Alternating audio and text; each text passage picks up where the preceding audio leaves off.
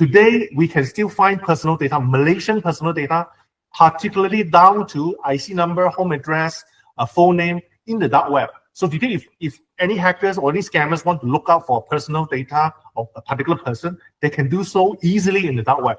And that itself has created a very significant impact into our lives. Today, we have unlimited number of scam calls, spam selling, and all these also attribute partially to this because of this data leak.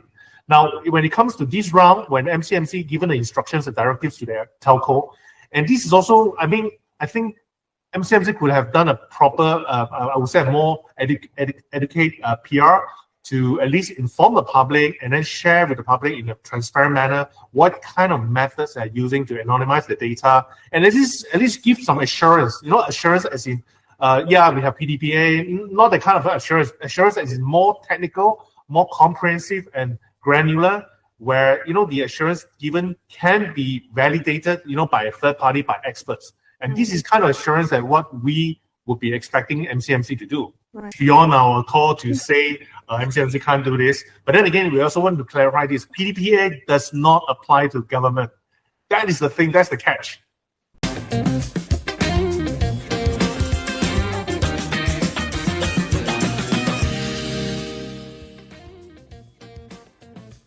Hi, welcome back to Consider This. I'm Melisa Idris. Let's continue our discussion about our mobile personal data. Now, this after it was revealed that MCMC had directed telcos to hand over anonymized mobile personal data to be used as a new data source in producing official national statistics. Well, joining me now to discuss this further is CF Fong, who's the chairman of the cybersecurity consultancy LGMS Berhad. CF, thank you so much for being on the show with me today. So authorities are saying that this is anonymized data, but I'm just wondering from a cybersecurity standpoint, what does anonymization actually entail? Because I'm just wondering, how easy is it to reverse or to re-identify individuals from that anonymized data? Thank you, Melissa. I think the key point here is re-identifying back the data. You see, anonymization is a very standard process. It basically means that you take a series of information, break it down, randomize it, or even add in noises to make it unrecognizable. And it means instead of showing you information, it becomes data. We break the information down. Now, the question is that, coming from a technical standpoint, my question is that what kind of anonymous process were there in place? And because the anonymizing process was not disclosed, there isn't much transparency involved. So even coming from a technical standpoint, I will be a bit curious of what kind of effort, what kind of strength of this anonymity will be in place. Because data, if it's not anonymized properly, can easily be pieced back together and re-identified together. In a way, there's no secrecy, as what we want to achieve earlier. The secrecies are gone. Mm-hmm. So I think the major concerns why people are still so concerned about this, because it's also due to one of the massive data leak cases that happened back in 2017. It's also involved MCMC. It's also involved a contractor that MCMC contracting the data outsourced to. And it also concerned with transparency matters, because when that incident happened, and there wasn't much transparency and public consultation of how the data was collected and how the data was managed. I guess this also applies in this case, because there were lack of transparency. Personal point of view is there was no public consultations. Therefore, coming from a technical standpoint, at least if we can justify how we anonymize the data, at least that will give some kind of comfort, to the public.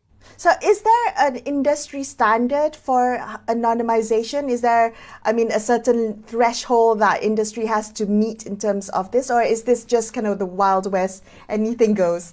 Well, unfortunately, there isn't any clear guideline to define what anonymization means. But then again, you see, if we have a clear, transparent ways, with algorithm, a formula to do anonymization, and also you have a third party to do an overview about how you do transparency and how you do anonymization, that will greatly establish the transparency and boost the confidence of the public. Mm-hmm. But in this case, which is lacking, and that's why the concerns are there. Okay, so you mentioned the 2017 data breach I think many of us still remember and are quite traumatized by. When we think about how much time has gone and maybe advances in cybersecurity and the awareness of those who hold our data, and PDPA coming into practice the past 10 years, how secure do you think this practice is of these large tranches of data being transferred from telcos to government? Are there still risks of leaks or hacks happening either during transit or during storage? Well, to be fair, I mean, I can't comment how competent are the government or the contractors are working on this data this round. But what I would like to emphasize is this: why Malaysians are still so concerned about MCMC's action in collecting data, because what happened back in 2017 are still haunting us. Today, we can still find personal data, Malaysian personal data, particularly down to IC number, home address, phone name in the dark web. So today, if any hackers or any scammers want to look out for personal data of a particular person, they can do so easily in the dark web. And that itself has created a very significant impact into our lives. Today, we have unlimited number of scam calls, spam selling, and all these also attribute partially to this because of this data leak. Now, when it comes to this round, when MCMC given the instructions and directives to their telco, and this is also, I mean, I think MCMC could have done a proper, I would say, more educate PR to at least inform the public and then share with the public in a transparent manner what kind of methods they're using to anonymize the data, and at least give some assurance. Assurance as in, yeah, we have PDPA, not the kind of assurance as in more technical, more comprehensive and granular, where the assurance given can be validated, by a third party, by experts. And this is kind of assurance that what we would be expecting MCMC to do. Right. But regardless, I mean, even if MCMC does give us the assurance or the information of how the data is anonymized, it's not like we can opt out from it. Yeah, so I think it's beyond our call to say MCMC can't do this. But then again, we also want to clarify this. PDPA does not apply to government. That is the thing. That's the catch. Right. Okay. So can I ask you then what guardrails you would like to see? So this directive, as we've just heard previously from our previous guest, is in line with law. So it's the government's prerogative to ask for these types of data sets from telcos. But what would you, as a cybersecurity expert, looking out for users who are concerned about their data and their privacy, what guardrails would you like to see for project mobile phone data and other types of projects in the future like that? Yeah, I'm pretty sure there's a rationale behind why MCMC wanted to collect the data, and for the benefit of the country.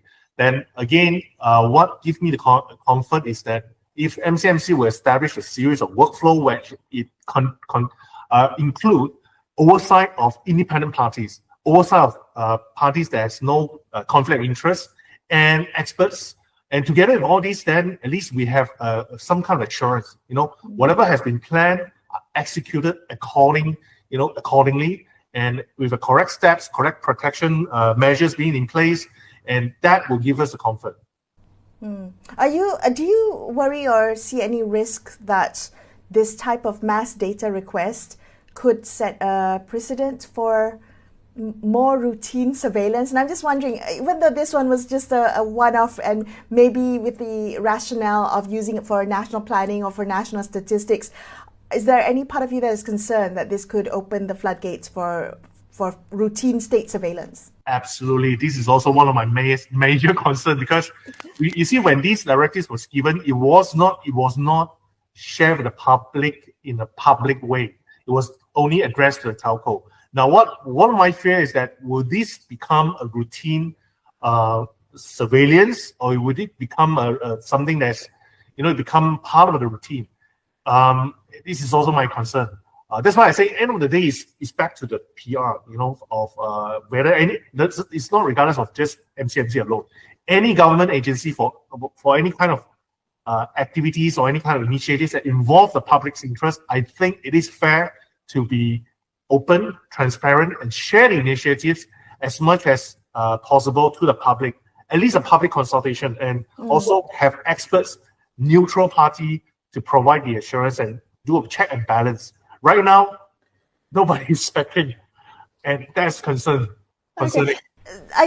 on the flip side, I do want to say there are certain camps of people who say, well, it's just mobile phone data. What is the worst that could happen? I've got nothing to hide. As someone within the industry who has seen kind of the edges of where some are, how data can be misused, can I ask you how you would respond to push for more privacy, or to convince those that we should be considering upholding the right to privacy for our personal data? So if you don't mind me going back to a basic principle, you see, when all these data fields, when they are all by itself, it basically is meaningless, it's harmless. For example, if I put a spreadsheet of all the IC numbers, just IC number alone, it is not harmless. However, if I tie the IC number with a home address and then further with a phone name, then it becomes information. When you have a lot of information put together, then you have intelligence. Now, intelligence is something kind of scary because it allows the authorities, it allows the bad guys, it allows the people to, based on intelligence, we can do a lot of, we can derive to a lot of knowledge, and that can further help us to do what we need to do. For example, if I have a set of data that belongs to a certain age group, and then I can, based on the data, I can look at where do they live. I can get some kind of intelligence of what can I do with these kind of data later on.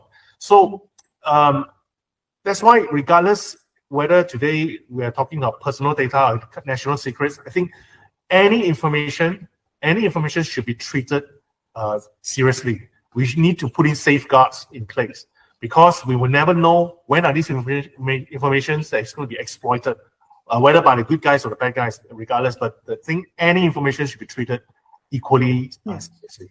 Yeah, our data is ours, right? CF, thank you so much for being on the show with me today and kind of giving some insight into what risks lie ahead if this data is not utilized properly, and what we can do to protect ourselves. Thank you, CF, for your time. CF Fong there from the cybersecurity consultancy LGMS Berhad. That wraps up this episode of Consider This.